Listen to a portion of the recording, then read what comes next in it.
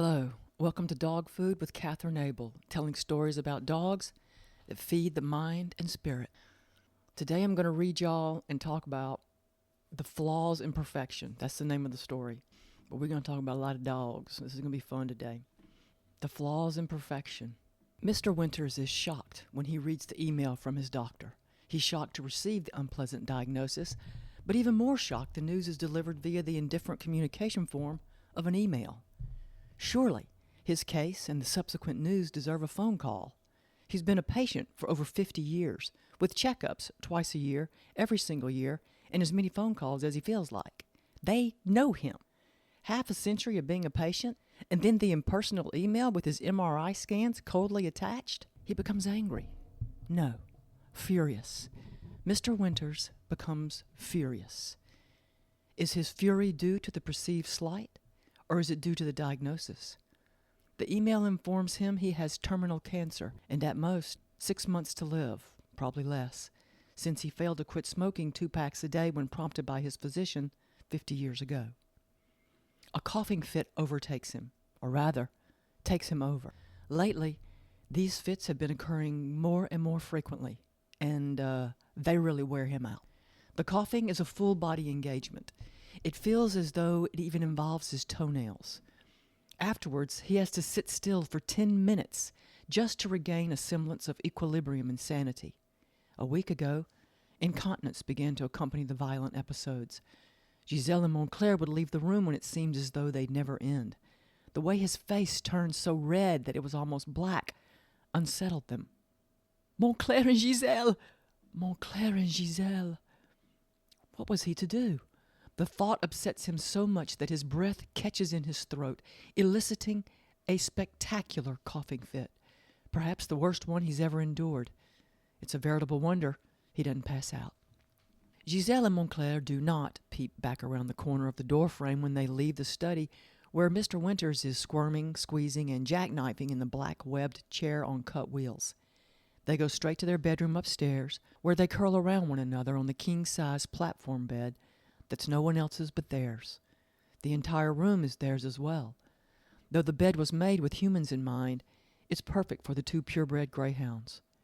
When they're comfortably settled and can no longer hear the awful noises Mr. Winters is making with his entire body, Giselle nudges Montclair with her nose and says, "He does look terribly uncomfortable when he does that, and he seems to do it all the time now. I mean, really. Why doesn't he do something about it?" "Even when he puts the short white smoking sticks in his mouth, he does it," replies Montclair. "He seems to do it even more then. I wanted to lie in front of the window in the sunroom to nap and watch the birds. But how can I peacefully do that when he's making that fearsome racket? It's so inconvenient." Go on to the balcony. "The balcony makes me feel claustrophobic. And Janice forgot to blow it off yesterday. I'm sure there's dust on it, which means there will be grit, which means I will feel every particle and be miserable," opines Giselle. "Of course you would be, my darling. You are so sensitive to your surroundings. You notice absolutely everything that affects you. The loud noises, the coofing." "Is that what Janice called it, coofing?" asked Montclair. "Yes, but she said coughing like coughing, not coofing like coofing," instructs the ever-sensitive Giselle. The coughing. It has made even Janice run. "Did you see that yesterday she left a load of towels in the dryer machine?" asked Montclair. "What? Oh my, she never does that. At least she changed our bedding. It smells so good and feels so soft. Still, I'd rather be downstairs in the sunroom on the polished brick floors watching the birds. And those daring squirrels.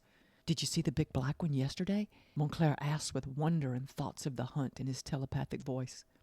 "I saw him, my love. He will be a marvelous challenge. But don't you worry. We'll get him.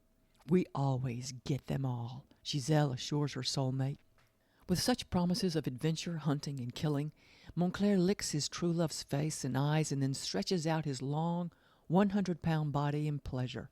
Both are soon dreaming of chasing and catching innumerable fat black squirrels dashing and darting among the 5 acres, dotted with mathematical precision and perfect symmetry with thriving pecan trees. Downstairs, Mr. Winters is posting on Nextdoor, in his and other neighborhoods not his own, to complain of the failure of the garbage men not showing up yet again. this being the third week in a row. He knows he is not alone in this complaint. The entire parish is suffering from the lack of organization and total apathy that's rife within the department. How can all trucks be broken down at the same time? Is there not one qualified mechanic in all of Northeast Louisiana who can be contacted and contracted to repair at least 4 of the 10 trucks? When he dribbles his complaints across the vast, incomprehensible land of social media, he always uses his real name. His photo icon is a professional headshot of Montclair and Giselle. He pauses now in his typing to open his desk drawer to remove, from the special photographic envelope, the large original photos. Instantly, it fills him with peace. They are so beautiful. No one can deny that. Montclair is a red brindle with the posture and comportment of an ancient regal knight. The red of his short-haired coat varies in shades from deep red to almost orange. Black dotted stripes wind round his lean, muscular body. When people see Montclair, they're always surprised by his size. No one imagines greyhounds to be as large as they actually are. When people see Giselle, they're astonished by her beauty, the lovely mystery of her coat color, and always the beguiling wonder of the length of her eyelashes above her pale brown eyes. She is a blue brindle, not truly blue in color, yet not truly gray either. A bit of both in between. In the right light, she's almost lavender. Like Montclair, dotted black stripes loop round and round her long, lean body. She doesn't weigh as much as Montclair, but just about. She's not as tall as Montclair, but just about. Her pointed greyhound face is sweetly feminine looking, likely due to those remarkably long black eyelashes, beneath which pale brown eyes gaze softly forward with unmistakable intelligence in their steady regard. Mr. Winters loves people knowing he possesses greyhounds. Many more professional photos can be found across the landscapes of his social media accounts. He has never taken a photo or video with his phone. It would never occur to him to do so. Only a professional is worthy of taking photos and videos of his dogs. He'd have so many more videos if the local videographer would come back. He doesn't know why he won't. Professional videographer Jeff Blaine would tell him if he weren't so diplomatic and not eager to cut his nose off to spite his face. But during the $3,500 videography session, Mr. Winters commandeered all aspects of it, and not knowing the first thing about making videos would have made a complete mess if Jeff Blaine had paid him any attention. As it was, the session, though well paid, was so incredibly stressful to all that halfway through it both dogs went inside and refused to come out to finish. Mr. Winters had, of course, blamed this on Jeff and his one-woman wife crew. He never considered it may have been his loud orders, constant unreasonable corrections, and loud hand-clapping, which did absolutely nothing to successfully direct the actions of his gorgeous greyhounds. It was such a shame that Mr. Winters insisted on being there the whole time. On the drive home, Jeff and his wife both agree they could have gotten some award-winning footage if only Mr. Winters had not been there. Those dogs were amazing looking. No one else in town has greyhounds. He knows of no other greyhounds in the entirety of Northeast Louisiana. He is the only one. He is unique, which makes his pride of ownership swell his head and not his heart. He loves how people, paid professional photographers, will pause to stare, to smile, to ask him questions about these extraordinary-looking creatures. He loves standing there, holding their black Corinthian leather leashes attached to their custom black Corinthian leather collars, while people, more paid professional photographers, fawn over his magnificent dogs, which he mistakes for admiration for his taste and cleverness. It never occurs to Mr. Winters that the people admiring his greyhounds are doing exactly that, admiring his greyhounds. They're in momentary thrall to the unusual beauty of the purebred dogs, and no one can get over how big they are. People always assume greyhounds are much smaller. Why, Montclair and Giselle rise easily past Mr. Winters' slender hips. On Facebook, he posts a lengthy rant and a new photo of Giselle and Montclair standing slightly away from his overflowing garbage cans. He enjoys Facebook for this reason.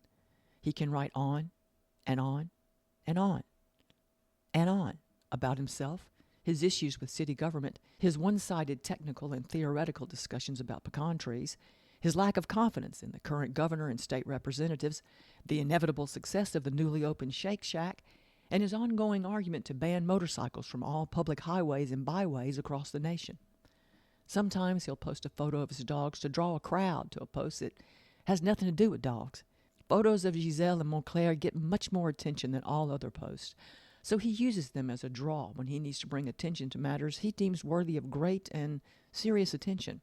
He's contemplating composing a group email about the garbage situation when he notices the time. Almost time to feed the dogs. Then he remembers the impersonal email regarding his terminal diagnosis, and anger filling his movements. He reaches for his cell phone. Mr. Winters is about to dial the memorized number to his physician's office, though when he sags back into his chair, he notices the dogs sitting beneath a pecan tree. Their long, perfect straight backs are to him. Their heads are up, watching and waiting for a squirrel to become nervously impatient and make the lethal mistake of trying to leave the safety of one tree in a doomed effort to reach the imagined safety of another. The squirrels never win with the greyhounds. It's amazing how fast they can run, and immediately from takeoff. The speed is startling. Every single time he sees it. Another reason the squirrel is doomed is because Giselle and Montclair have learned how to work as a team. He has watched them with naked eyes and with high-powered binoculars, and he has actually seen the communication pass between them. It's in their eyes. That's how they do it. With a subtle, yet profoundly meaningful look, vast amounts of strategic planning data pass between them in a breathtakingly brief glance. It never ceases to thrill him on the rare moments when he actually sees it transpire. It gives him chill bumps to think about it. Their tactical abilities are remarkable. Over the last 7 years, he has watched them not only memorize the entire terrain of his 5-acre parcel of land, but they've learned to use every square inch of it to their advantage when they're hunting the squirrels, who never seem to learn anything. The raccoons and possums learned. Raccoons and possums no longer venture onto his property, not if they wish to leave alive. He doesn't think Giselle and Montclair hunt to kill. He's convinced they do it for sport, yet even in hunting for sport, the kill is necessary to end the game. Some days he watches them for hours, and he's convinced they enjoy the logistical and tactical planning more than the killing. Of course, evident in their planning is always a tremendous amount of running. The running is of paramount importance. Their winning strategy appears to be running the legs off the prey while blocking his or her every attempt to leap onto a pecan tree. He doesn't know if they're teasing the squirrels, the way they dart in and out, block his or her every turn of direction, the way they run alongside the squirrels, one on each side, mouths closed, seeming to barely exert themselves, or if they're prolonging the hunt as much as they can because it allows them to run more. Or so he thinks. He really has no idea. He does know it's a sight to behold, the way their strong bodies cover the ground, and how they can whip around on a dime in the blink of an eye. Mr. Winters thinks that if the limbs were lower on the pecan trees, they'd leap onto them and pose languorously along their lengths like watchful black jaguars. Wednesday night is game night. His housekeeper, Janice Franks, his best friend who secretly can't stand him, Colby Snell, his next-door neighbor who was recently widowed, Oma Willard, his personal physician, Dr. Paul Rogette, and himself make up the weekly fivesome. Each Wednesday evening at 6 o'clock, they meet at Mr. Winters' home because he prefers it. The others have tried repeatedly to offer their homes for game night, but Mr. Winters insists. He prefers it, and quite frankly, they're glad. It's easy, clean, beautiful, and requires no effort other than driving over. Though it is their responsibility, and they take turns, to provide the snacks. The rule is, no cooking. The snacks can consist of cutting, spreading, dipping, pouring, or opening bags. And if he or she picks the right game, Mr. Winters becomes quiet, too focused on beating everyone at the table. Janice, Oma, Colby, and Paul, they don't care who wins. They just enjoy playing different card games, board games, or word games each week, and the companionable munching around on something both salty and crunchy. Paul, I called your office today. I never got past the robot answering service or the 30-minute Muzak wait, announces Mr. Winters. That's too bad, but I tell you, that robot phone service has really helped streamline the work. That robot knows exactly who to buzz, and guess what? It's never me. Dr. Rogette laughs delightedly, with Oma, Colby, and Janice soon joining in. Not because what he said was particularly funny, but because they love to laugh and so eagerly and naturally participate in any moment of mirth presented. Mr. Winters is not smiling. Dr. Rogette knows why. He peers closely at his friend and once again wonders what happened. How could two men who grew up together and shared so much fun and adventure have grown so far apart? These weekly gatherings, sadly, don't build any real friendships. They are usually very pleasant and relaxing, unless Mr. Winters has a gripe. When Mr. Winters has a gripe, the entire evening is spent with a lengthy introduction of the gripe, then a too long dissection of the gripe, then everyone making pitiful and transparent excuses to leave as soon as they can. But Paul knows this one, for once, is completely legitimate, and he's ready. He's also ready for his old friend to get ready. He's curious to see if he can learn the meaning of life before he goes to the other side.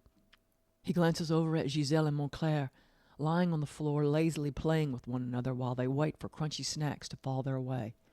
He looks at them and thinks, maybe, just maybe, there's a chance. "You informed me I'm dying in an email, 6 months to live. That's what it said," Mr. Winters says, backbone straight, accusing slate gray eyes hard. Paul Rogette calmly regards him and replies, "Probably more like 3, at most, Charlie. More like 45 days to 2 months, if that." Tonight's game night was Colby Snell's turn to choose.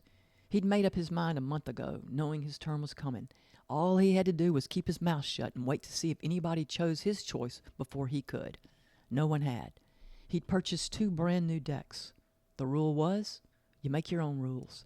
You could pick a card game, a board game, any kind of game at all. You could even make up a game. Mr. Winters is so good at that. He's also good at winning all the games he makes up. Luckily, his turn only comes around once every 5 weeks.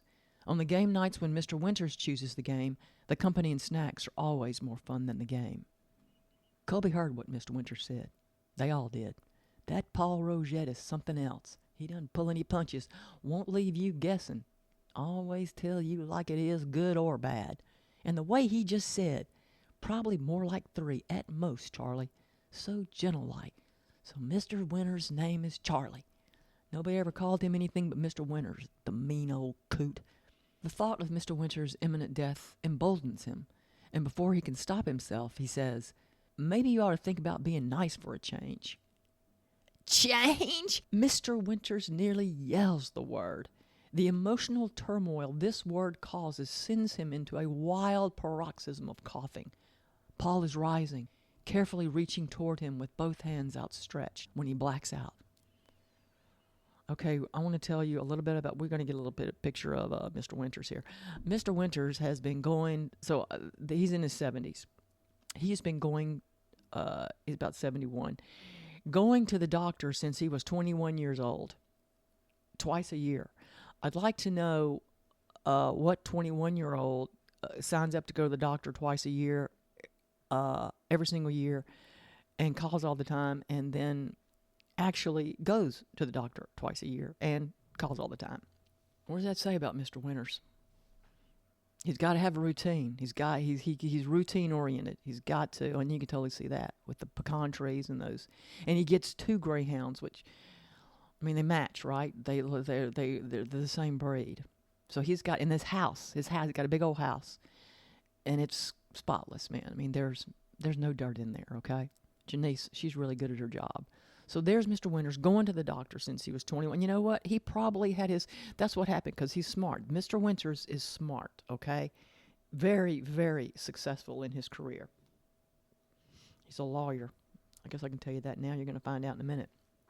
So when he was 21, Mr. Winters probably, he was a lawyer. He was probably totally a lawyer. I can just see him.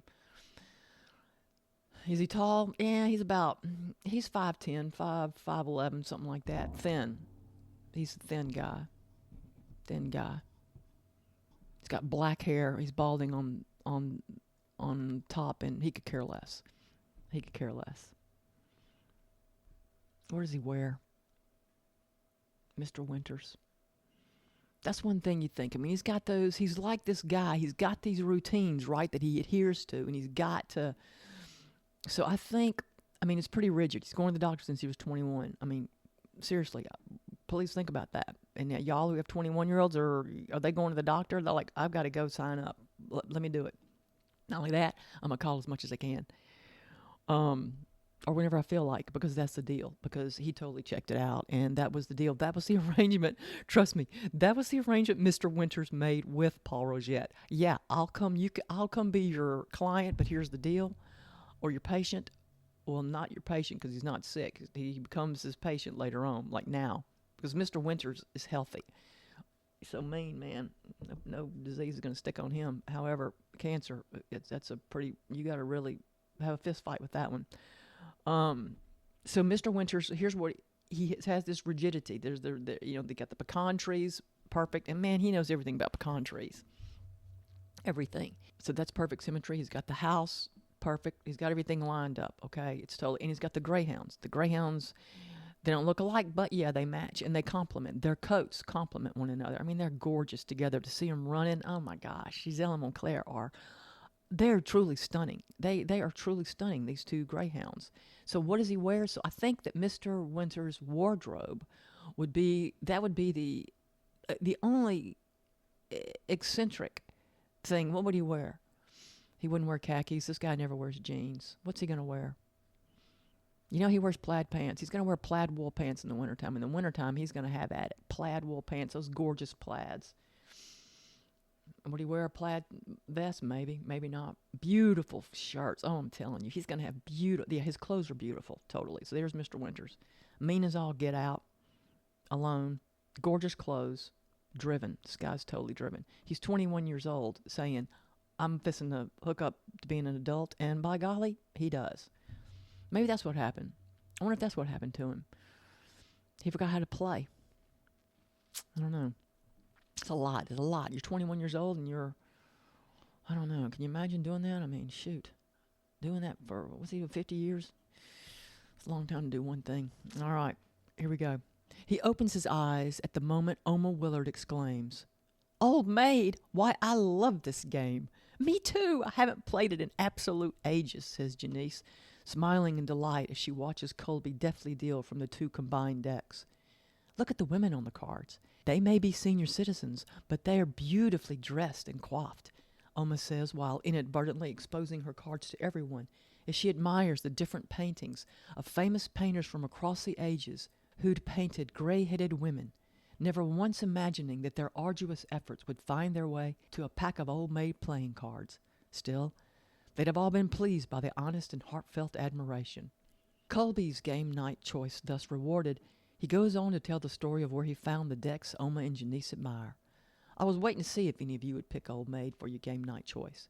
And when none of you chose it, I went on the hunt for 2 decks of Old Maid themed playing cards. All of these pictures on the front are from famous paintings from all over the world. There's even one from Japan. And none of the cards have the same woman. They're all different. Do you believe that? 104 different paintings of gray-headed ladies from all over the world. Beams Colby, so happy that not only is his choice approved, but the time spent searching for the perfect decks is rewarded as well. He continues, I thought I'd have to get them on eBay or Etsy. You wouldn't believe what you can find on there, and you'll never believe where I found them. Where? Asked Janice. In town? Asked Oma. Yes, ma'am. Right here in town. They got the liquidation outlet over on Murdoch Avenue. On Mondays, everything in the store is 50 cents. 50 cents? Exclaims Janice, disbelief in her voice.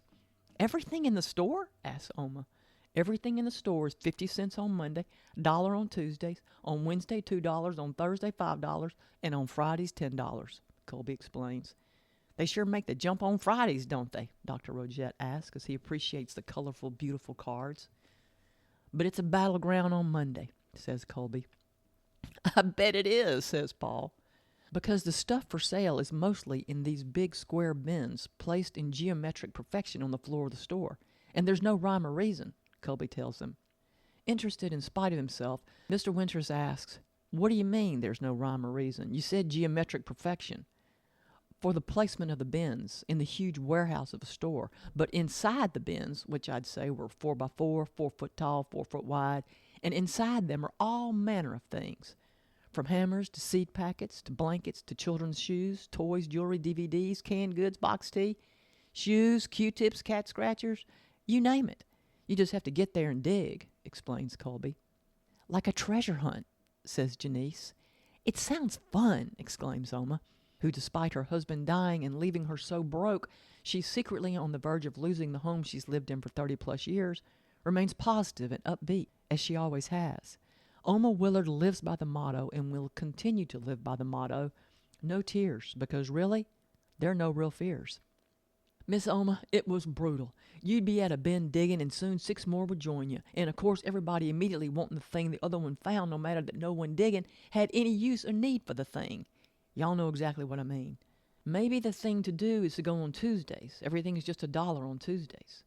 Yes, Dr. Rosette, but the trucks come every Sunday night, so the Monday bin diggers get first choice. Bin diggers, says Mr. Winters in conscious bewilderment. Well, I don't know what else to call us, because that's what we were all doing, every last one of us, because as we all know, real prizes are always on the very bottom. Were they? Asked Mr. Winters. Of course not, but fools that we are, we dug for 'em anyhow. Everyone laughs at Colby's self-effacing remark, except Mr. Winters, who's too scared to, but he smiles at Colby, and this is enough for all of them. Play begins right after Colby has explained, or rather, reminded everyone of the rules. He removed the 2 queen cards as required. Everyone quietly studies their cards, picking up cards and putting down pairs. Each year at this time, Janice makes slumgullion trash. She calls it slumgullion because she makes a slumgullion of it. Her slumgullion trash is famous. It's spicy, salty, sweet, and crunchy. A genius creation full of so many disparate yet delectably complementary flavors. The players munch, none of them fooling anyone but Mr. Winters that their minds are on the game. Their minds are on anything but the game. Everyone is thinking of the frail-looking man seated across from them, who will soon be dead. If Paul Rogette said it, then it'll without a doubt certainly come to pass. They all look up when Montclair and Giselle rise simultaneously to meander around the room and search out fallen crumbs and treats sneaked in by Oma. Each one at the table is admiring these elegant creatures. They're all serious animal lovers, most especially lovers of dogs. Janice has a pair of apricot standard poodles. Oma has 4 toy breed dogs and knows the origins of none. She volunteers at a rescue that saves small breed dogs and cats from the streets and the overabundance waiting in high-kill shelters. She keeps falling in love, and an abandoned dog destined for death by an indifferent needle gets a forever home with a warm lap, long walks, and daily feedings. Colby has 5 Catahoula leopards because he's got a wild streak, a confident manner, and plenty of land way out in the country for those curs to run their legs off. We've got to talk about poodles and cur dogs, especially the Louisiana Catahoula leopard. Poodles, as we know, are telepathic. There's no doubt, and I believe it's been proven, and they probably use them in space programs because they are telepathic. They can read minds of everything and everyone, from humans to elephants. It's not a problem. They are phenomenal. We're talking about standard poodles here. We could talk about the miniature and the toy, but we're not, because Janice has the standards. And boy, those standard poodles are amazing. They can leap like gazelles. I mean, they're exquisite. Have y'all ever seen a standard poodle? Those are some big dogs, too. They can be 60 pounds. They were bred in Germany for hunting dogs, of course. Who knew a poodle? The poodle is a hunting dog, period, the end. The poodle has webbed feet. Did y'all know that? So they can swim like a lab. I mean, these dogs are tremendous. They are considered one of the most ancient dog breeds. I mean, they were bred to swim. They are amazing retrievers. Gosh. But people, now poodles, I don't know what poodle, you don't see me, well, you do see poodles around here. Not the big ones, though. Not a lot of people have those standard poodles, because you know why? A standard poodle is a lot of dog. And the grooming. The grooming is a beast. There are endless cuts that you can do on the poodle. Janice has the sporting clip, and this is the poodle is not shaved down, but probably like an inch of hair, close cut, and the tail has a small pom-pom. I mean, it's called the Dutch cut too, the Dutch cut or the sporting clip. If I had a poodle, look here, listen, here are the other cuts: royal tail, cupcake, bikini, modern, German.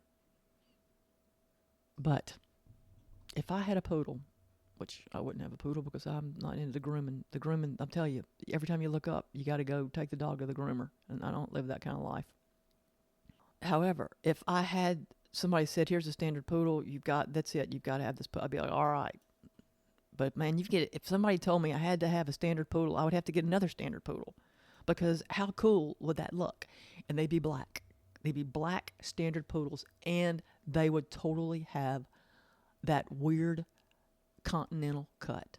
That's the one where the poofs on the hips, the poofy tail, the poofs on the legs, and then of course the hair on the back, and it's on the shoulders and the head. The continental cut was the first cut. These were people who were breeding these dogs, figuring out how to care for their dogs. I mean, I'll tell you something. That's amazing. When you start looking back in medieval times and looking at how people cared for their animals, it's shocking.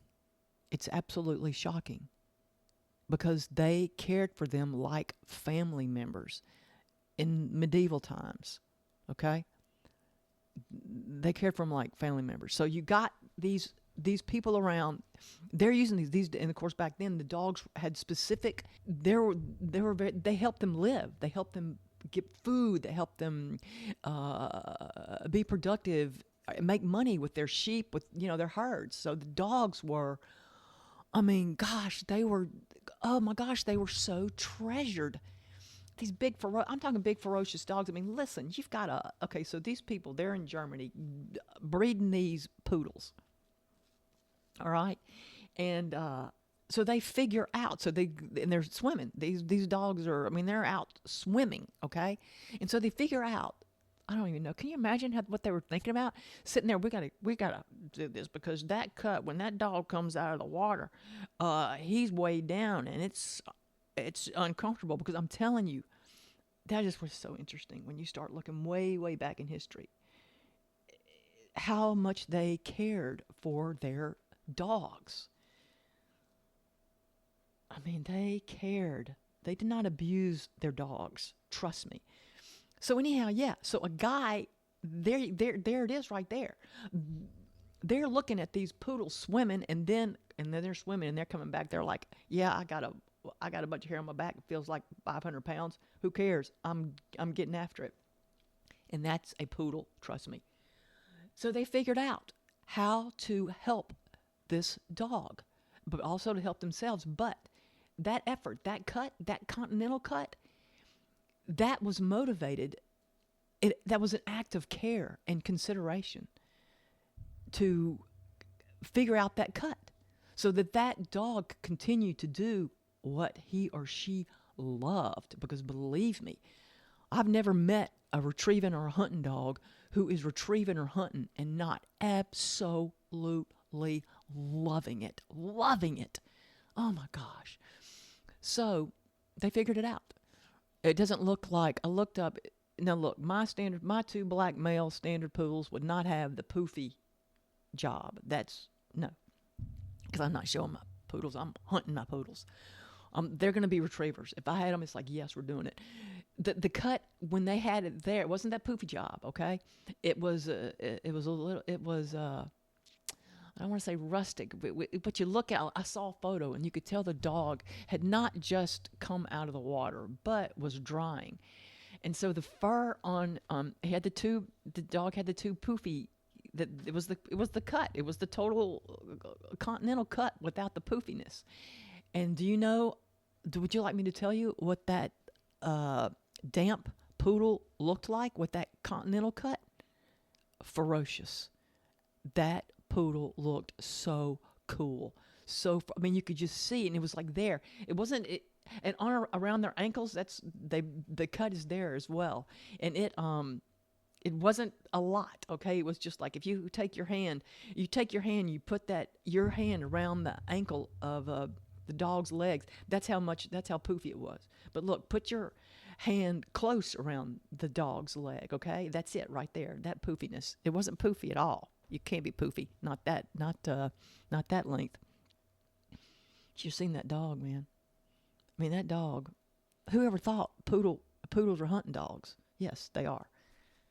And you know they are magnificent at it because that breed, I mean, a poodle is so smart. Oh my gosh, they're so smart. Which makes them, you got to be with them, okay? Smart dogs. You can't leave them at the house. Not even, you gotta pay attention. You've got a poodle or a cur, which we're supposed to talk about curs, one of my favorite breeds. A poodle, you can't leave that poodle at that. You got to give that a standard poodle. And I've seen neurotic miniature and toy poodles. Well, they need to get them hunting. They need to be out there throwing that buoy thing. You know what I'm talking about, especially in Louisiana. Get them hunting. Start teaching them how to retrieve. Let them do it. And you're probably going to need to do it, even for the toy poodles, an hour a day. Standard poodles, you can probably do 3 hours a day because they need a ton of exercise. In order to thrive, like human beings, dogs need a lot of exercise. And now we move on to Colby Snell's dogs. First, though, Janice exercises these poodles. Her poodles, those two apricot poodles, Janice is a jogger. So she's either jogging with them or they're running. Believe me, these people in this story, they know how to take care of dogs. And so then we move on to Colby Snell's Louisiana Catahoula leopard cur dogs. These dogs let me tell you something. I'm going to tell you something about Colby Snell. Colby Snell is a man. Period. The end. This guy has 5 Louisiana Catahoula leopard cur dogs. I don't care how much land. And Colby has probably, I'm thinking he has 5,000 acres. He's got 5,000 acres. Here's the kind of guy Colby Snell is. He's got 5,000 acres of primo lumber land, forestry. He's got hardwoods. And he knows how to be. His family, they've been doing the forest. I got to thinking about Colby. And Colby, his family were probably, because where are we in this story? I don't know where we are. We're in Louisiana in this story. So I don't know what town we're in. I don't know where we are. It's up here in northeast Louisiana. So say, Morehouse Parish. Boy, they got a lot of land, got a lot of timberland in Morehouse Parish. So that's where Colby lives, in the middle of 5,000 acres. And nobody really knows he has that much land. He's single. Colby's single. And he's shy. Colby is really shy. I'm telling you, you see that a lot. You will see shy people have these dogs that are hard to handle. It's very interesting. And the beloved. You can tell that the dog is cared for. So Colby is shy. He's got 5 cat. Oh my gosh, look. And you're like, oh my gosh, he's got his hands full. No, he doesn't. Colby is quiet and he spends a lot of time with those dogs and he exercises those dogs. Colby gets what it means to be a cur dog, what you have to do. And what you have to do is exercise that dog. Looking online, it says this dog belongs on a ranch or a farm. I agree, because this dog has got to have enough land where he can run full blast, okay? It's like, your yard, if you're going to get a cur dog, your yard needs to be big enough where that dog can run full blast for a little bit of time, okay? They need that. These dogs are focused. Oh my gosh. If you're ever go in somebody's yard and they've got a Catahoula, you know what you're going to do? You're going to stop. You're not going to enter that yard. First off, that dog's going to look at you, and they look crazy because they've got these crazy colored eyes, and some of them have 2 blue eyes, some of them have 2 white eyes, but then a lot of them they call it broken glass, but we say chips. We say the chip in the eye. So they have these chips, so they look. So that dog is sitting there, and you've come in on this property. That dog looks either insane, aggressive, wild, vicious. That dog is wild looking. There are no two dogs have the same coat. And you know what the coat looks like? It looks like there's a dog standing in the middle of a circle with 10, let me see how many, with 5, 6 people, and everybody's got different, and and everybody is standing and they've got little paintbrushes, not big paintbrushes, and so everybody's got a certain color: brown, beige, white, gray, black, yellow, red, you name it. And so they're sitting there flicking. So say one person is flicking the brown, one person is flicking the black, one person is flicking the other colors with little brushes, okay? So the colors that are flicked onto the dogs are splotches, right? They're not big splotches. Sometimes you'll have a bunch of white on the dog, but they're splotchy. That's all I can say is how to describe it. And no two are alike. And these are big dogs, okay? They are big, powerful dogs. Oh my gosh. And they've got a mind of their own. I'm telling you what, every single cur dog has a mind of his or her own. So you better be ready. And I'll tell you what a cur dog does not want to do. He doesn't want to be the boss. The cur dog wants a strong alpha. And you've got to be a strong alpha because it's best for the relationship. Like Colby, oh my gosh, out there with those let me tell you something. He can just blink his eye and those dogs are going to do whatever he wants. And I'll tell you what else. Colby never lifts a hand. He's never going to lift a hand to an animal. I mean, he's out there. He is a woodsman. Colby, you could put Colby out in the forest and he would never, ever have to leave. He would never have to go grocery shopping, ever, because he knows how to live off the land. He wouldn't even have to call the lumberyard to come or he knows how to do it. He can build his own house, everything. That's the kind of background Colby has. His family coming up, because they were rascals when they began. Trust me, there were some rascals in Colby's family. Loners. I mean, Colby, he was, got a lumberjack build. He's a big guy, kind of slump-shouldered, but he's a big guy and strong. What are you talking about? He's one of those guys you look at and you never suspect how strong this guy is. That's because he's out running around now he's not running. Colby's not running. He's 70 years old. But he's riding that four-wheeler and and I'll tell you something else. I bet Colby has always had extreme hunting dogs because believe me, the Louisiana Catahoula leopard cur, that's an extreme hunt dog, all right? That's a lot of dog, I'll tell you what. I don't even know how. I mean, I could not even have two. But I got to thinking about the female-male ratio because you can never have 5. He couldn't have 5 males. Forget it. There's going to be fights. And he's going to be breaking up fights because Colby's going to get in the middle of it and break them up because he loves them. But there are no fights. So he's got 2 males and he's got 3 females. Of course, 3 females, just kind of tricky there, but Colby can do it. Oh my gosh. So the cur is focused and assertive, which translates to pushy as all get out because he or she is so strong, so energetic, so smart, and so happy. Those dogs, oh my gosh.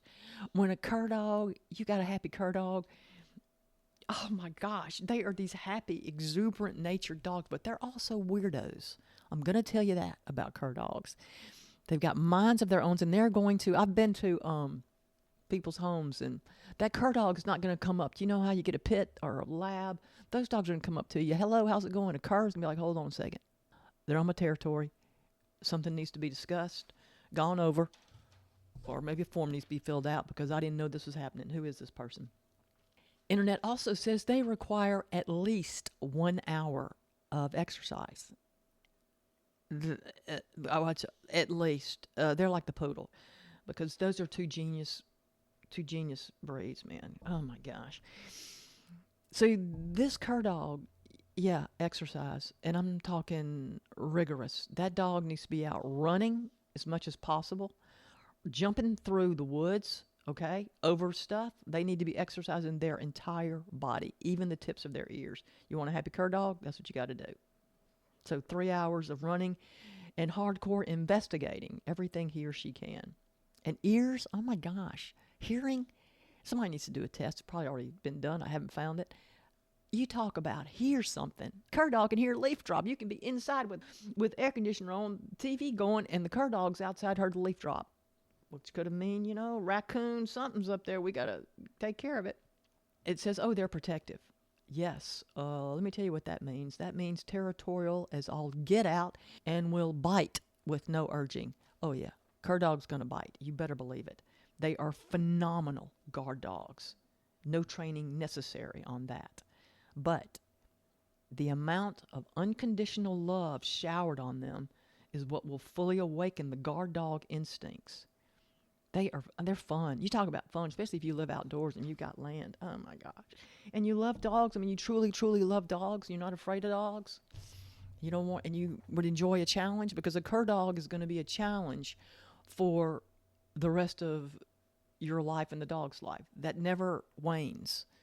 That it never, oh, he's real. No, it's like full on all the time. They have colors. I went on Wikipedia and they have colors, all right? And so you have all these colors down at it's at the bottom of the page. Go and look. I'm telling you, I wouldn't have, it's just an indication. So yeah, if you're looking to get a dog, read between the lines. So here's what we have here on Wikipedia. Catahoula leopard dog goes on. What is it? History, appearance, work, health. And then we have the gallery with the photos. And so it's like, oh, I'm going to name them off to you a little bit. Blue leopard, blue merle, red leopard with white, silver leopard, white, yellow leopard, brindle, and then in the woods. Yeah. So you've got all these photos of the colors of the dogs, and then boom, in the woods. Is in the woods a dog color? No, it is not, but it is an indicator of, oh, and look, in this photo, the cur, he is going up a hill standing, looking at the person going, what are you waiting on? It's time to go. And so in every single, you need to look at this too. Look, you're talking about getting a dog. Look at the photos. In every single one of these photos, the dog, oh, he's on. You got one that's lying down, but he's on too. It's like, when are we leaving? There's something, let's go. That's what a cur dog is. And Colby Snell can totally handle it. Oh my gosh, and he loves those dogs. I'm telling you right now, Colby loves those dogs. He doesn't take them riding around with them, because he doesn't. Because they're with him out on the farm. He does not, on the ranch or on the land where the trees are. He does not need to take them riding around the car. Those are some big dogs. I mean, think about it. He's got 2 males out there. What, about 90 pounds each, maybe? Good grief, those are some big dogs he's got running. Let me tell you something. Nobody's coming out there. And look, they've got this crazy bark. Curs got this high-pitched, and they'll bark and bark and bark and bark. These dogs were, we call them hog dogs down here. And now since somebody deemed that term to be too brutal, perhaps, or primitive. And so now we call them catch dogs. We call them catch dogs. This dog is used for hunting feral boars, bears, and lions. Yes. Does that give you an indication of the power, the intelligence, the agility? Can you imagine a dog being able to jump out of the way of a puma? Let me tell you something. That's a lot of dog. If that does not make you smile, then I don't know what will. God, give me a cur. Give me a cur. I love them. And they're all kinds, too. You need to look it up. There are tons of curs. I've got a blackmouth cur, and she is something else. She is something else. Gosh, she's so pretty, too. This little dog, she was the run of the litter, and so she's not a big dog. But she is a handful. She's a total handful. And she is weird. She is a weirdo. And what do I mean by that? Like, the way I have to pet her, it's weird. You gotta like pet her in this one position, and like your fingertips are petting her, and she's going okay. Whereas my other dogs, yeah, I can pet them, rub them. The cur dog, no. You can do your fingertips on my shoulder, but yes, I'm moving. Oh, but look, I'm in this position, so you can't put your fingertips back here on. It's bizarre. But, oh my gosh, she's marvelous. Total guard dog. Oh my gosh. Yeah, and I mean, they're ferocious. They're ferocious. They are used to hunt wild boar, lions, and bears. Do you think this dog is not capable of tremendous, amazing ferocity? And another thing about a cur dog, there's no give and no quit in a cur dog. And I mean it. And I'm telling you something. If you've ever seen that, You think, oh, that is so attractive, and boy, I love it. That's just great. I'm like, no, it's not. It's not. Think about if you're back there or wherever you are. If you're hunting, or if you're back and the cur dog's found a raccoon or a possum, you are not gonna get that dog away from. You are not getting the cur dog away. You're just not going to do it. How would Colby? You know what? Colby, he would just walk away. He'd be like, all right, that's it. I know, because he knows cur dogs are like, okay, that's it. And he's going to the house, and they'll come when they're ready. Oh, my gosh. You please look up cur dogs. They are too cool. Too cool. Dr. Rogette always has 2 senior dogs nobody else wants, who someone dumped at a high-kill shelter because they got old and sick, or just plain old. Sometimes they're big, sometimes they're little. Sometimes they have a lot of fur, sometimes they have a little bit of fur. It matters not to him and his wife of 53 rewarding, but maybe not always comfortable, growth-filled years. When one dog passes, another one comes in. He's been following this routine for almost as long as he's been married, ever since his wife learned of the frequent dumping of older dogs on the side of the road beside trash dumpsters and at the gates of shelters long before they open for business. There's always an old dog needing a fresh start. At the moment, he has Lance and Sheriff, 2 purebred liver and tan-colored bloodhounds. I'm going to talk briefly about bloodhounds because I can't help it. Those dogs, you talk about house dogs, 110 pounds. Bloodhounds are huge. They're huge dogs. All that skin. Bloodhounds have 230 million olfactory cells. That's 230 million. 40 times the number in humans. All dogs have millions more olfactory cells than humans. So they can smell. We can't even fathom. We can't even wrap our brain around how much they can smell. That's why you should keep their kennels clean, because they can smell every molecule of everything that's in there. Do you hear what I'm saying? So if you get another one, that's another strong breed, but not crazy, all right? Yeah, I'm saying it. Louisiana Catahoula Leopard, you got a little bit of element of crazy in there, straight up, because that dog is so smart and so athletic. There's no crazy in a bloodhound. It's managed. They can manage there. When they get on the scent, you can see, there's a little bit of intensity there. They're not gonna, but there's no insanity.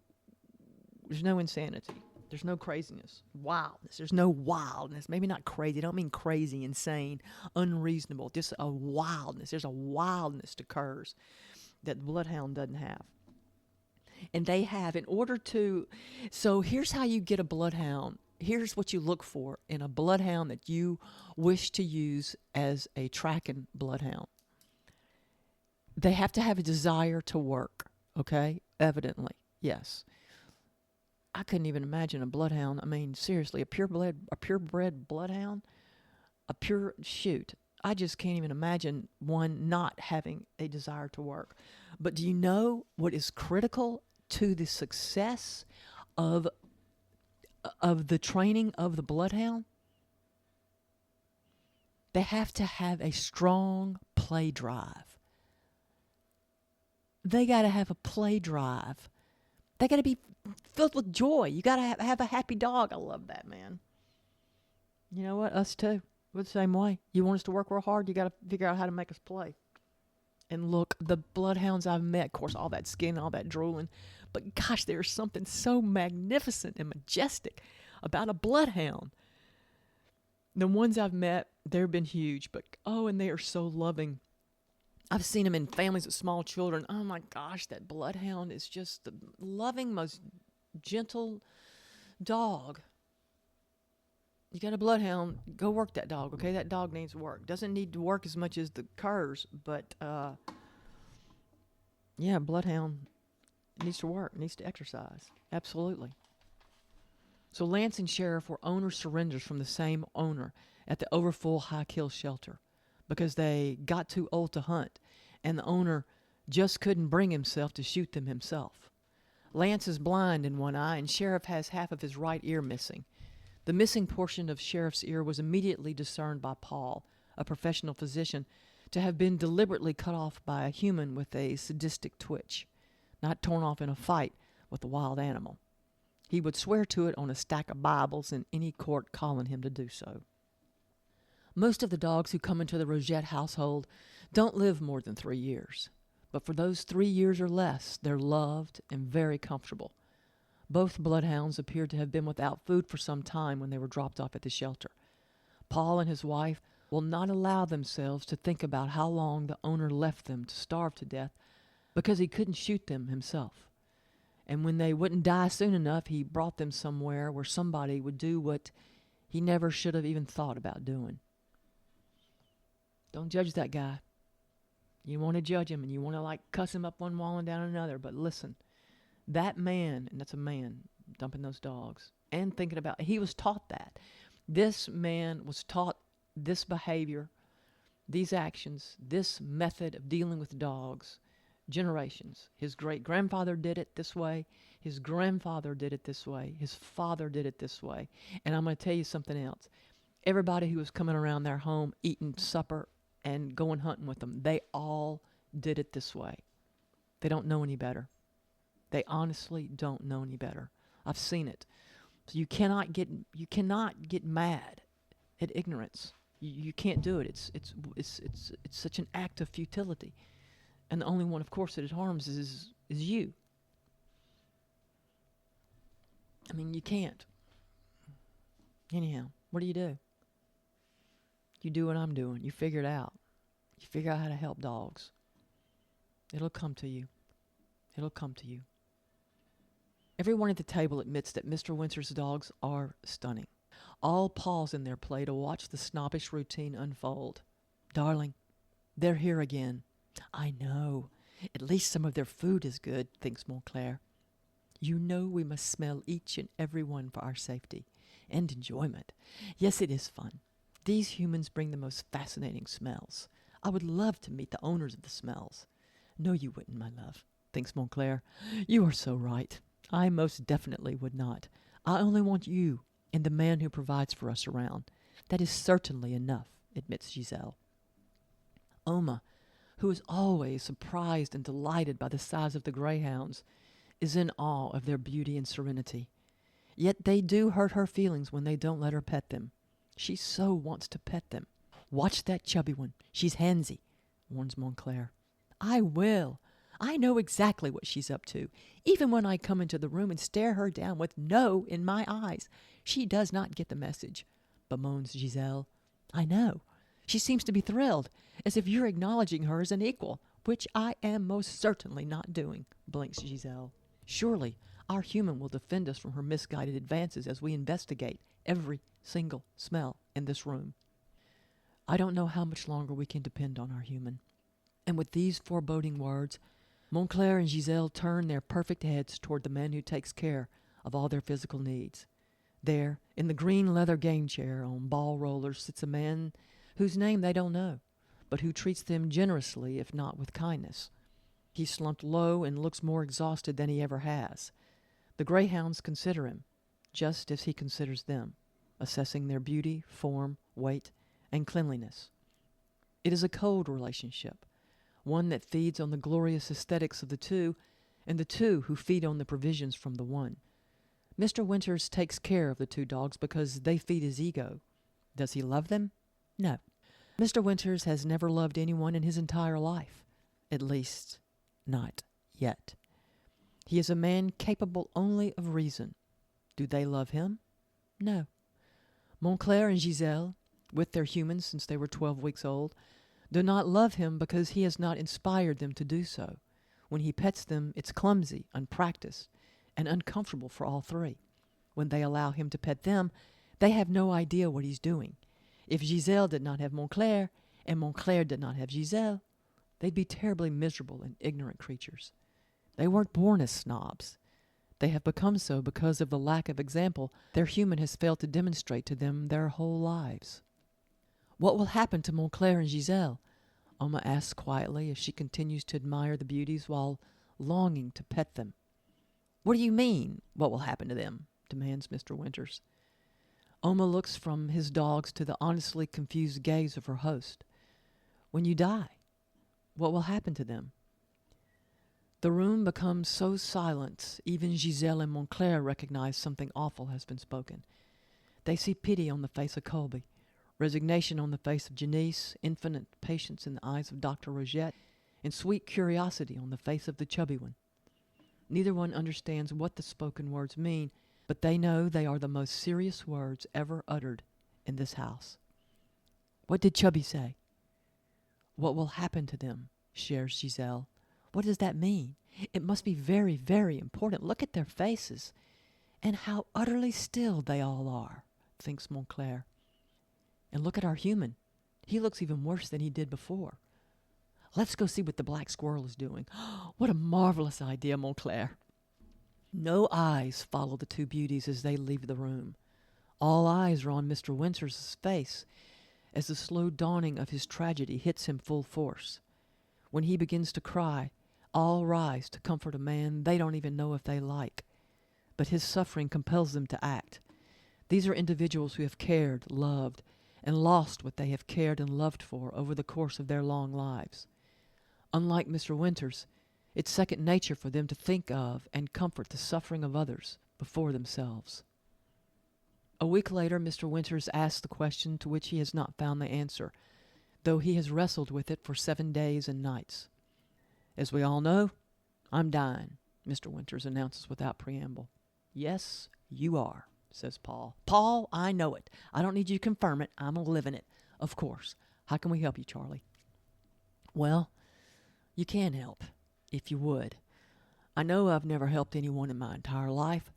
I just didn't lead the kind of life where helping someone ever came up.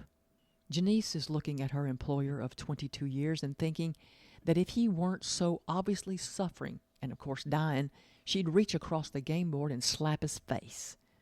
How can a man with such a brilliant mind say something so asinine? How is it even possible? A kind of life where helping someone never came up. That kind of life has got to be the most awful kind of life on the planet. Because that kind of life is a life that's driven by being consumed with oneself. She thinks that this is the one and only downfall to being extremely wealthy, the isolation it causes, and the one constant and irrational thought always being how to gain more wealth. She's housekeeper not only to Mr. Winters, but to 4 other very wealthy families, and all of them are almost like him. They just aren't as mean as he is. But that's probably what made him such a formidable attorney, his meanness. He's so mean in the courtroom it made him fearless, and his fearlessness usually shattered the confidence of his opponents. He very rarely ever lost a case. So his meanness was rewarded and his confidence was bolstered by success after success. He has no friends, but he does have an unending waiting list of clients. He's simultaneously despised while being highly sought after. Does he even care? Surely he knew. No wife, no children, 2 aloof dogs, and a whole bunch of money. No bills, and no one. This last thought erases her frustration and anger. The man is like a mentally disabled child in some ways. He believes his way to be the right way, and then when he begins to finally realize it might not be, it's too late. But is it too late? Janice smiles encouragingly at him and gently asks, "How can we help you, Mr. Winters?" It's Giselle and Montclair. What will happen to them? How can I help them? Do you know? He asks, too far gone to be embarrassed or ashamed that he must openly admit his powerlessness, his need which he, for the first time in his life, is incapable of meeting. Dr. Rogette keeps his face deliberately without expression, but his heart is leaping in joy. This is the door that needed to be opened. This is the moment where everything in his friend's carefully contrived and controlled little life could explode into an awareness of everything. He throws the cowrie shells and smiles as he moves his green beehive-shaped game piece the requisite number of spaces on the Pachisi board. The others think he's smiling because of the good throw, and perhaps that's what it is, the good throw. And he knows exactly which one of them will do it. Oma Willard, chubby, thoughtful, and innately kind, softly suggests, "Well, you could approach a greyhound rescue." A greyhound rescue? He's about to say that they don't need rescuing, when, in fact, that's exactly what they need. Oma, what's a greyhound rescue? Please tell me. And so Oma does. Later that night, as he leans heavily, almost sitting on the marble bathroom counter as he brushes his teeth, he goes over every word his game night players told him. It was remarkable what they told him. He's not quite sure he actually believes what they said. Then again, a more sober-minded quartet anyone would be hard-pressed to find. Each one of them seemed to know a great deal about these so-called rescues. Yet to him it seemed to be utterly unbelievable, vile, and grossly irresponsible. Why would anyone get a dog and then abandon the dog or cat? They told him of cat rescues too, and equine and porcine and more. A rescue somewhere for every type of creature. Unbelievable. As an attorney representing all manner of weak and criminally minded human beings, he's acutely aware of the vicissitudes of man. He understands man wanting to harm man, woman wanting to harm man, both wanting to leave the other, and on and on and on ad infinitum. But to get a dog or a cat, a living, breathing, thinking, problem-solving being who is forever dependent on man because man has made him or her so, and then to abandon the animal, or even harm an animal. Of course he's heard of animal abuse, for crying out loud. He lives in the South. But he thought these subhuman acts were committed by subhumans who were insane.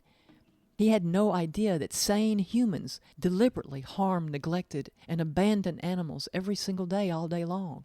Animals for whom they'd chosen to assume complete responsibility when they chose to bring the animal home.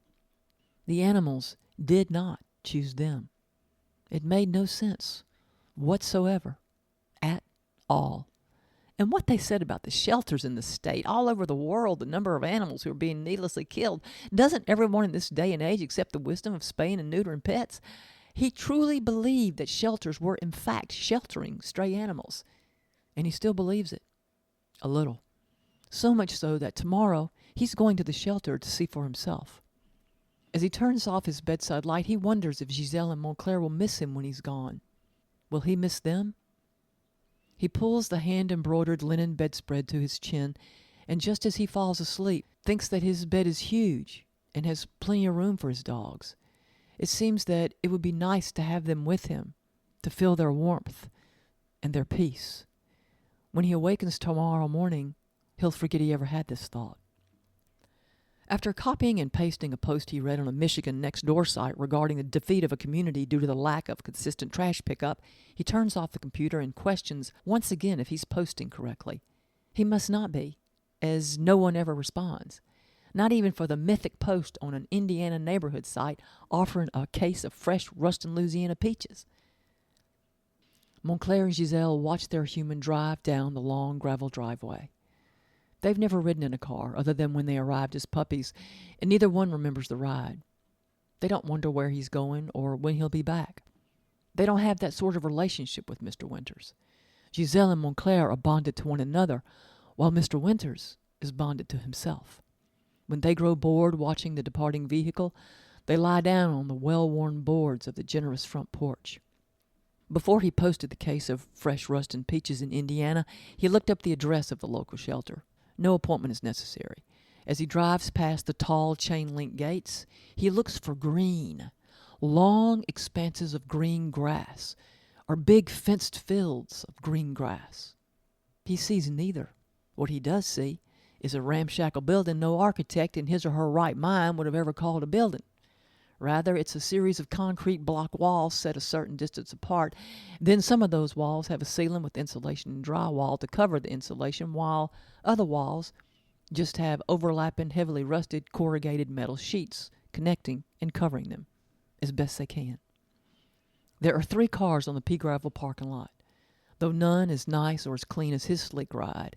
He parks, turns off the motor, opens the door, and is assaulted by the sounds of loud, non-stop barking. The barking is so loud he can barely hear himself think.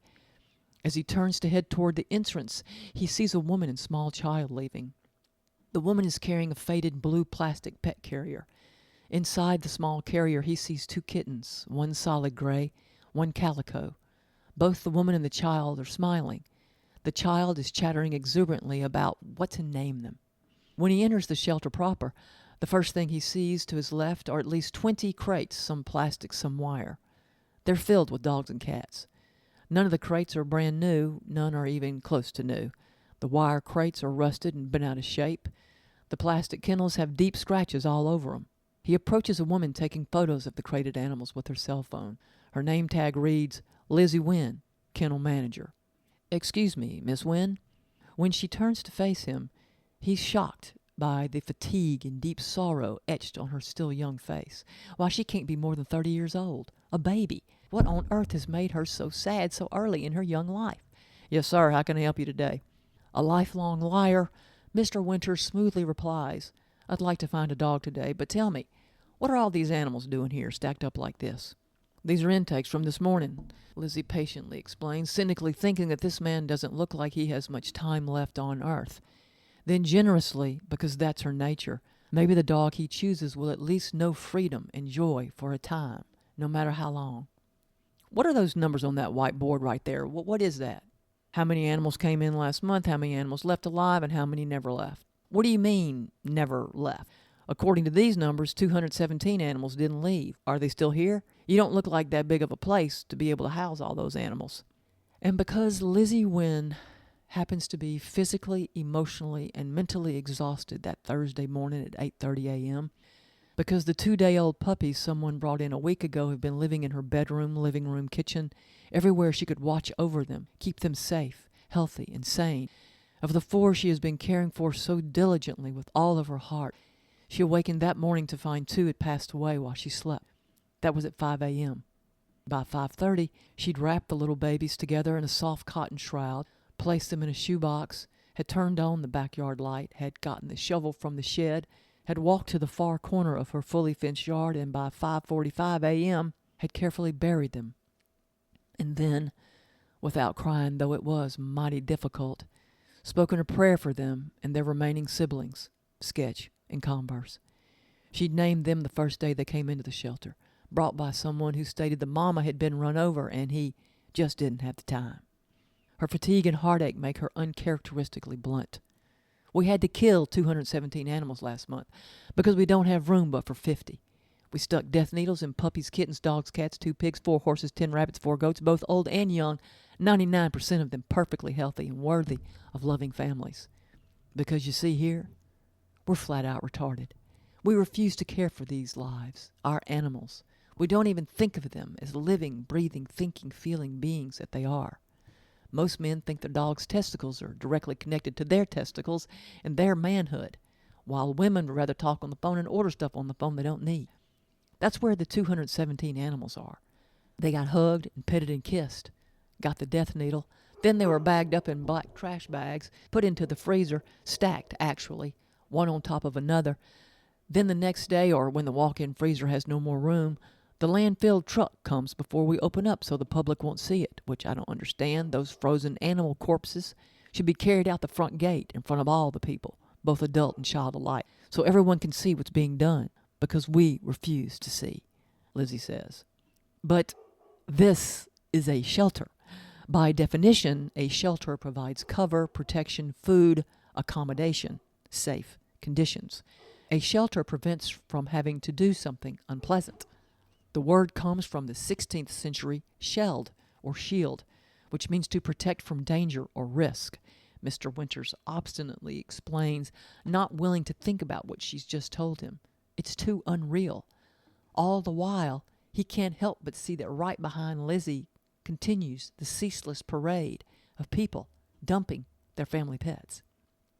We do protect them until we have to kill them, because we're a high-kill shelter, and by law cannot turn anyone away, Lizzie utters in a tired monotone.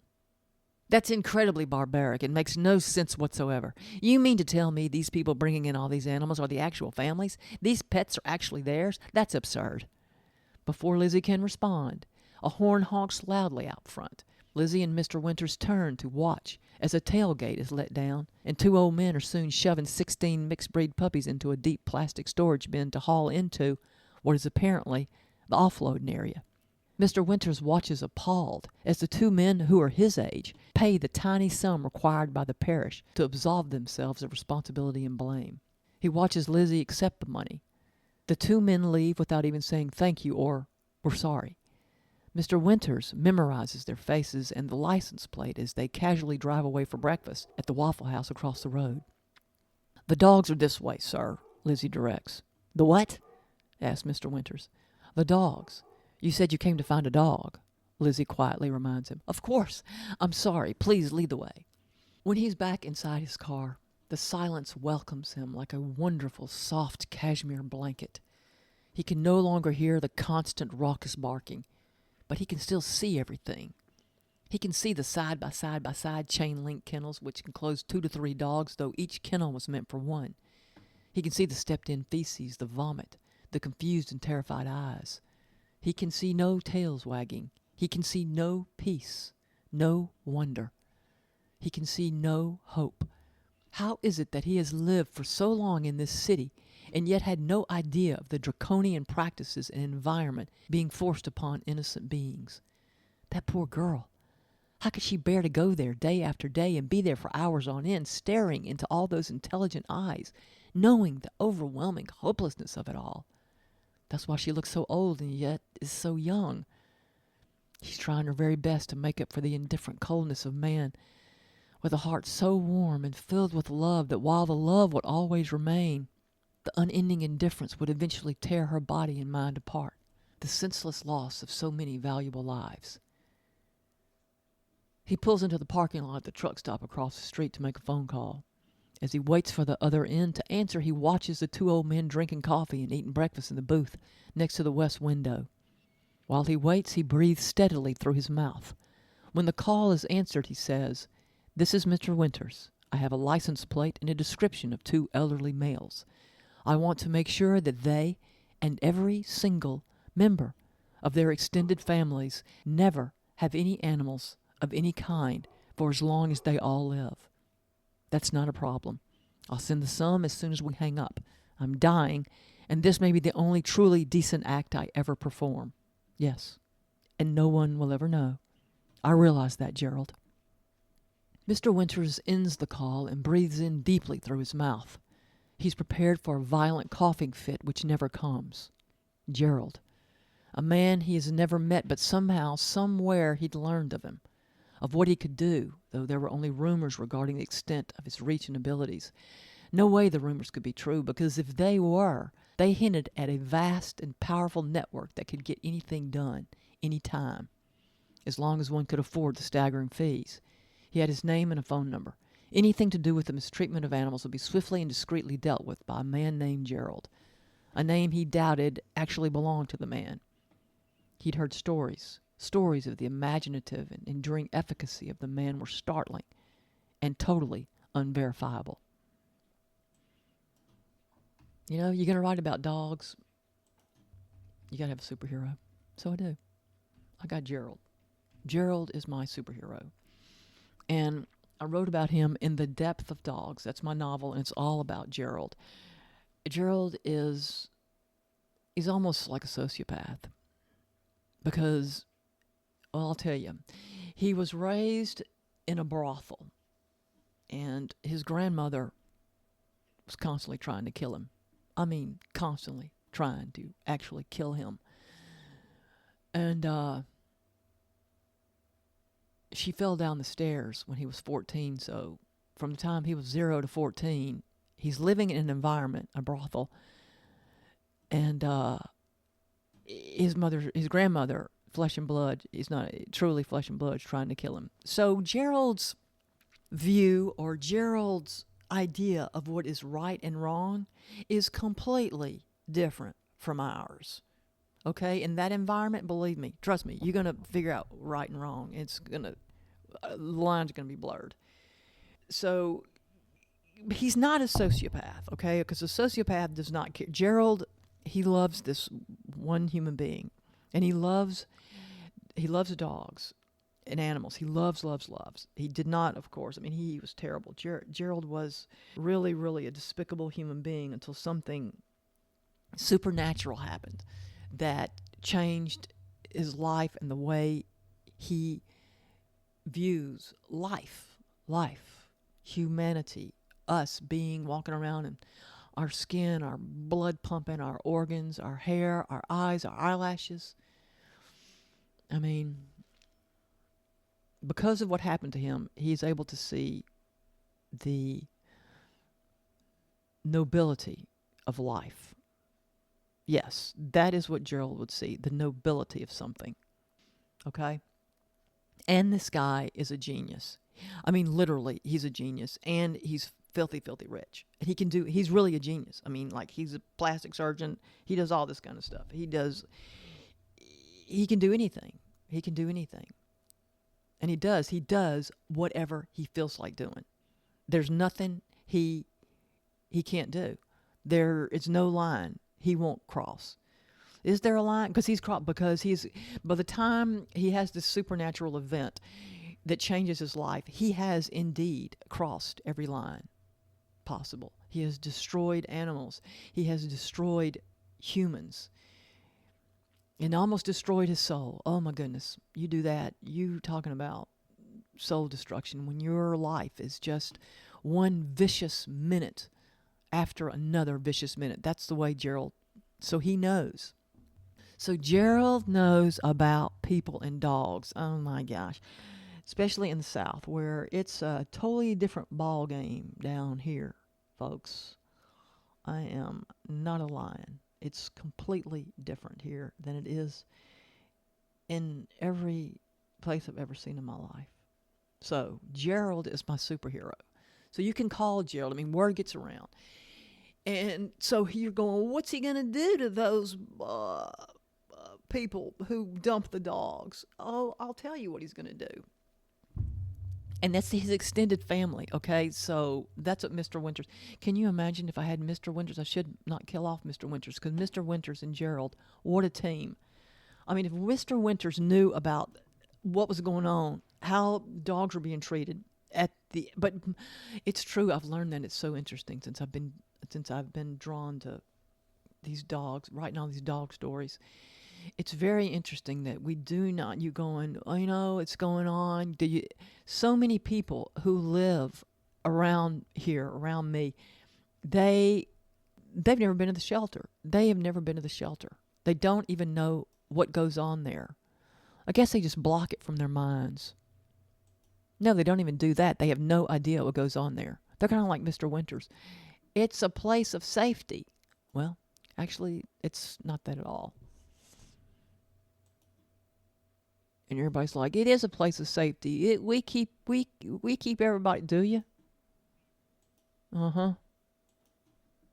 You got 2 or 3 dogs? You got 2 or 3 hunting dogs in a kennel? And this is what we got down here, you guys. And my hunting dogs really populate my stories, because we have got hunting dogs down here like you would not believe. And oh my gosh, they are so beautiful. They are so beautiful. And of course, we're in our carelessness, we breed them with all other kinds of hunting dogs. So you got a lab Catahoula leopard, you got a pit bull mountain cur, you've got everything, German shepherd, whatever. I mean, it's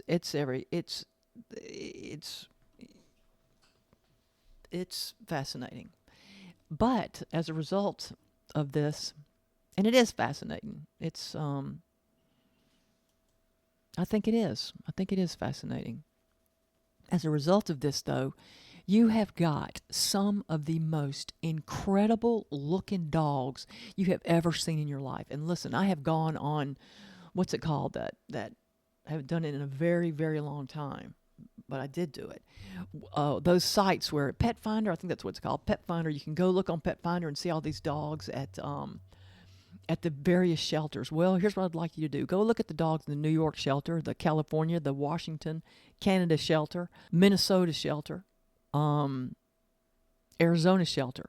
Go look at those dogs. And then you come look at our dogs down here. Just start looking at Louisiana shelters. It doesn't even matter which one, okay? And you are going to find some of the most extraordinary looking dogs you've ever seen in your life. Oh my gosh, amazing looking. God, they're so gorgeous and healthy. what are you talking about? They are so healthy because what? They're coming into the shelter full grown. Guess what they've done for 6 months or a year?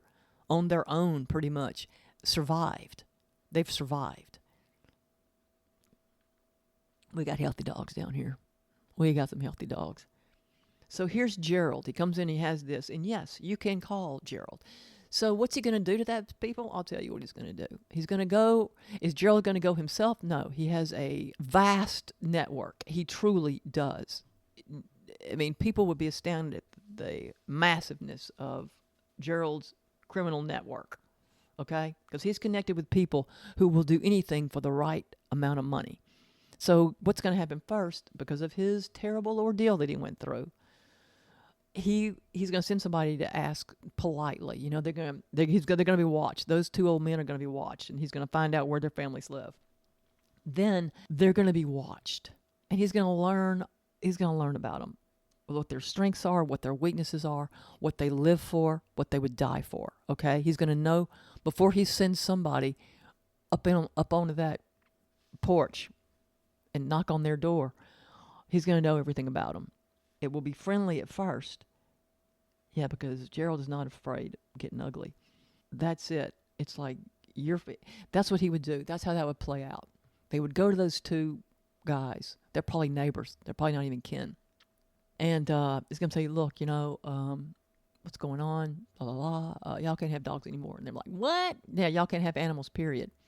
What are you talking about? Oh, my gosh. Can you imagine even telling a Louisiana person, a person who has just taken 16 puppies to the show, you can't have, and they're like, what are you talking about? We can do whatever we want. That's it. Yes, indeed. That's what we think down here. We can do whatever we want with animals. Look at us. We're just doing what we want. Yes, indeed we are. All right. So he says, first of all, y'all can't have animals. And they're like going, oh, what are you talking about? Bam, it hits. I'm telling you right there. He would buy, he's filthy, filthy, filthy rich. Gerald, it's not even filthy rich. It's like money keeps coming in. It's like it never stops. Oh, God, he would buy everything. He would buy everything. And if they did not comply, if they were stubborn and would not comply, he wouldn't harm them physically because, gosh, that's the easy way out, isn't it? But he would destroy them until, I mean, the suggestion, listen, the gentle suggestion would be made, don't get any more animals. Because, trust me, their whole family, they're going to be dumping puppies at the shelter. So Gerald you might not like it. You might not like what I'm saying. You might not like the way he goes around it. How he goes about it, I mean. But he's going to get it done. Because Gerald does not have a lot of patience. So that's it. He would buy everything. He would buy their houses. Are their houses paid for? Are their cars paid for? Do they have any credit cards? Where is their weakness? He's going to, before he sends somebody up on that front porch to talk to him, he's going to know every weakness. Every weakness. And Gerald is like a cur. He has no quit in him. I had to make this superhero. I had to. I just had to have somebody who would go in there and handle it. I had to have Gerald. And he will do it. He will step up to the plate every single time. He accidentally breathes in with his nose and instantly regrets the thoughtless action. Waves of dog feces smells fill his nostrils and lungs. He looks over at the passenger seat at the gray-faced, full-blooded Basset Hound and shudders because he simply can't help it. The dog smells of feces and urine because he simply can't help it. His family dumped him 3 days ago because they said he was jumping on everything. Jumper? Your family is a pack of liars and I'm a fool. But today is not your day for the death needle, a black garbage bag, a shelf in a walk-in freezer, and a ride in a landfill truck. I have no idea what I'm doing, but I've surely done it. And I'll tell you something else. You haven't jumped higher than half an inch in years. At the groomers, he's informed they have no openings for 2 months. When he counts out 8 $100 bills, Jumper moves to the front of the line. Back inside the car, Jumper smells good, has more energy, and no more fear. Mr. Winters looks over at the old dog sitting on his custom red leather seats and smiles. Before he realizes what he's doing, he reaches over and pets him. Jumper looks at him with the kindest, gentlest regard, an infinitely sweet, dark, brown-eyed regard conveying gratitude and something more. Mr. Winters pets his head and his long, luxurious ears. He runs his hands tenderly down his back. He can feel calcified lumps on areas of his spine. He can't get over how soft his fur feels. It's so soft. Before they go home to meet Montclair and Giselle, he'll stop by his vet's office for a checkup.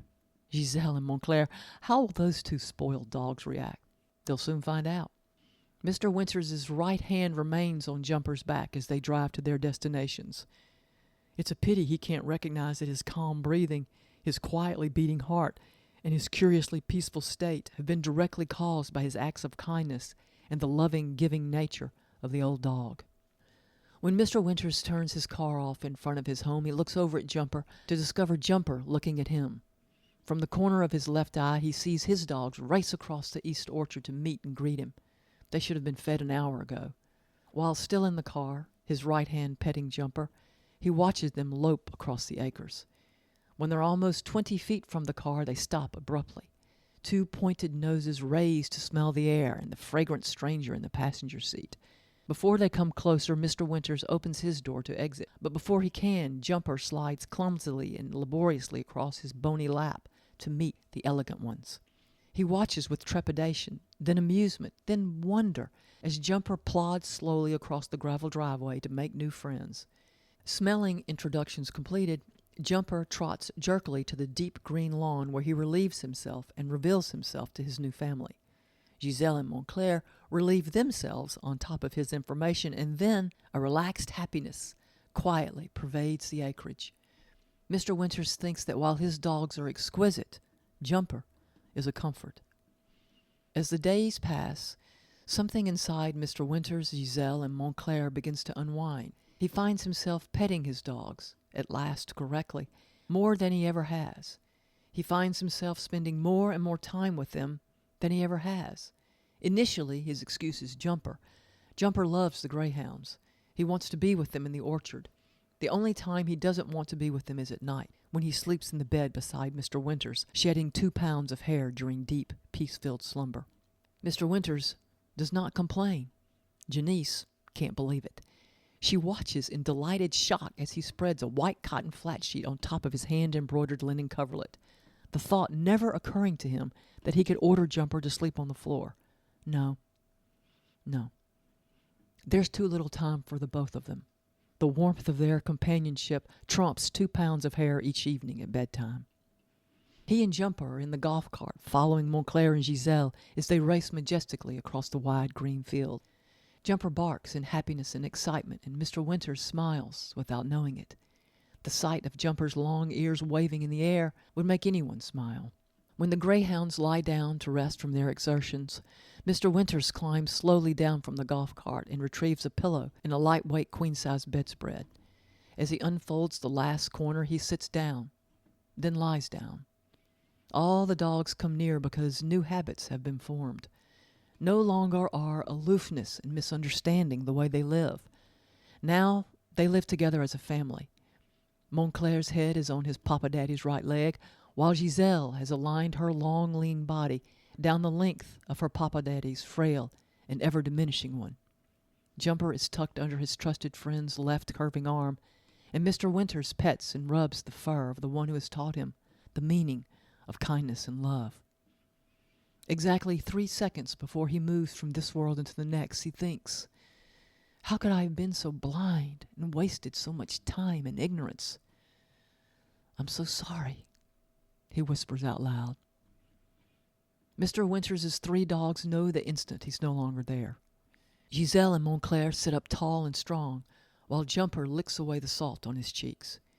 Even when his brother and sister leap up and away to tell the Janice human what has happened, Jumper stays and licks until the last bit of salt is gone, and then, with a deep and final contented breath, he trails his best friend toward the warm light to which they're both ascending. 4 fuzzy blurs dart beneath pecan-filled branches. An aggressive rumbling grows louder and louder. Oma Willard zooms by with a grin on her face. She's surely the happiest woman alive. Unexpectedly, she squeals in delight and pushes the four-wheeler faster and faster. Giselle is running almost 40 miles per hour, and she has no intention of slowing down. Montclair's tongue is hanging out, and he mistakenly believes he'll catch her. Bitsy, Tom, and Larry run after the horses their mama lady calls greyhounds. When Giselle nears the fence, she does not stop, but leaps over in such lazy, fluid beauty that Oma squeals again, and then she's laughing as she slows to gather her 4 little ones because she has no plans to stop the race. When the little ones are safely ensconced in the covered cushioned plastic basket on the back of the four-wheeler, she punches the gas hard, and the four-wheeler peels out, leaving ruts on the green grass of the northern acreage. She can just see the tail of Montclair as he runs down the dirt road after his beloved. Oma pulls tight on the chin strap of the bright red helmet and follows her quarry. Giselle has beat her every single day, but today she's determined to win even if she has to cheat. No one will ever know but her.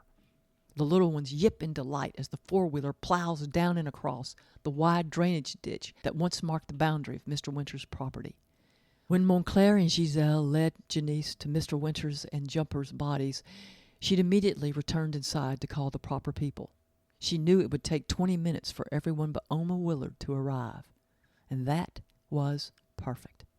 When Oma walked into Mr. Winter's spacious kitchen with concern on her face, she was met by a grinning Janice Franks, who looked as if she'd just won the lottery.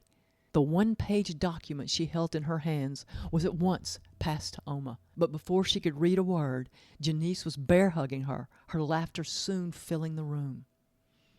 As Oma cuts through the forest in a strategic effort to beat Giselle to the end of the road, she remembers that day, almost a year ago. That one-page document. It was amazing what a difference 10 simple words could make in a person's life. How words could open up a world, shut down a world, create a world, damage a world, change everything. That's what Mr. Winters had done with 10 simple words. He'd opened up her world, created a new world for her, and changed everything she'd ever known. 10 simple words. I leave everything I possess to Mrs. Oma Racine Willard. She passes Giselle on her left. She can see Giselle is surprised, yet immediately recognizes her intent. Oma's eyes never leave that miraculous creature she adores as she watches in awe as Giselle leaps into the forest. She recognizes the exact moment when Giselle figures out her cheating plan and makes one of her own. She barks twice, and before Oma knows what's happening, both greyhounds are running in front of her. Their pace is slowed because they both know they've won the game. Oma, in her short-sighted deceit, failed to realize the path she'd chosen was narrow and blocked on both sides by fallen trees, and trees planted too close for her four-wheeler to weave in and out of. She has no choice but to slow down or run her darlings over. She slows down and shakes her head. Dogs are so smart. When the greyhounds lead them out of the forest and back onto the dirt road, Oma turns off the ATV and removes her helmet. She steps down to remove the little ones from the safety of the sturdy plastic basket. She takes out the portable folding water bowls, and soon everyone is drinking cool, clean water. Away, across some newly plowed fields, a rainbow is arching in bright, defined color. Oma sighs deeply and smiles, and Giselle and Montclair come to flank her sides. As is her habit, and one to which both dogs have grown accustomed and probably can't live without anymore, she puts her warm, chubby hands on their sleek, beautiful heads and pets them. They lean into her, this person who has brought such a different atmosphere and feeling into their lives. Darling, it must be what all chubby people do. There is magic in them, thinks Giselle. I agree, my love. Chubby dear is a magical creature. Have you ever imagined that life could be so much fun, and then to be loved like this? Chubby dear loves us, thinks Montclair.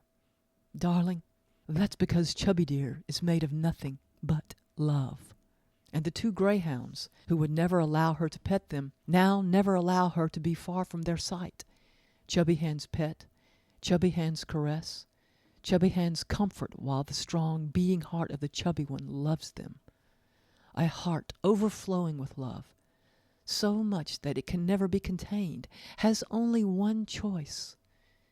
That surplus love that keeps expanding must be showered on others if the abundance of love is to remain and continue to expand. I love that story, y'all. I love all my stories. Gosh. Oma and the Greyhounds. Chubby Oma. She's perfect. Thank you so much for sharing this time with me. I've enjoyed thinking about you and knowing that you're there listening. I'm doing the very best I can for y'all. I'm learning how to do this. I'm going to get good at it. I'm looking forward to it too. This has been Dog Food with Katherine Abel, telling stories about dogs that feed the mind and spirit. Thank you.